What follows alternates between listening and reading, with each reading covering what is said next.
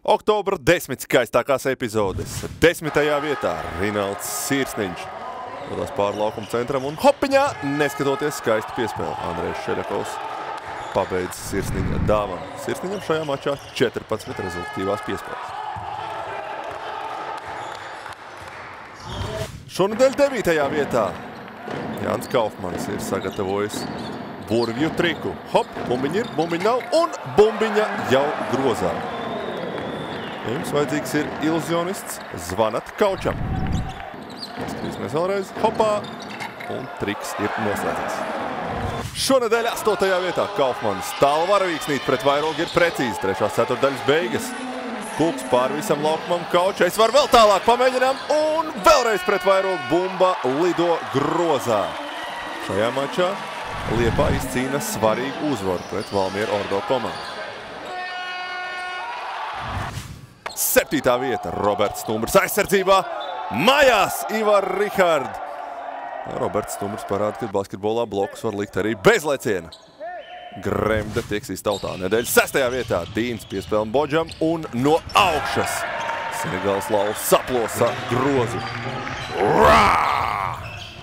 Skatāmies vēlreiz. Piespēlīt un rā no augšas. 5. vietā spēles galotni izšķirošie momenti. Arnis Labuckis ir augstasinīgs.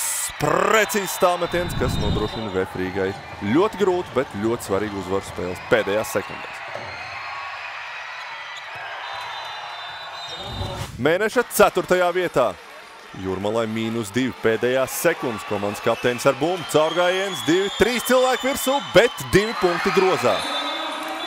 Edgaram Jeromanovam šajā spēlē 27 punkti, 7 rezultīvās piespēles un Agars Zvēlinovskis eksplodē. Nedēļas 3. vieta. Basketbola klubs Vēnspils veido skaistu skaņdarbu. Mūzika plūst, iet augšā skaisti piespēlīt un crescendo no augšas. Skatāmies vēlreiz. Šķēli ļoti skaisti piespēlē Gražulim un slam dunk! Mēneša topa 2. vietā.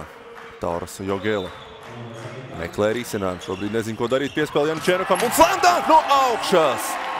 Ļoti bezkaunīga rīcība, bet ļoti efektīva. Jogēla super augstasinīgs pagājušā mēneša sensācijā. Mēneša 1. vietā milžu cīņas. Blaus iet uz grozu, bet nekā. Koknesis sūta viņu mājās. Šajā vakarā Vidzemes Olimpiskajā centrā saimniekoja basketbola klubs Vēnspils un Andrejs Gražuls.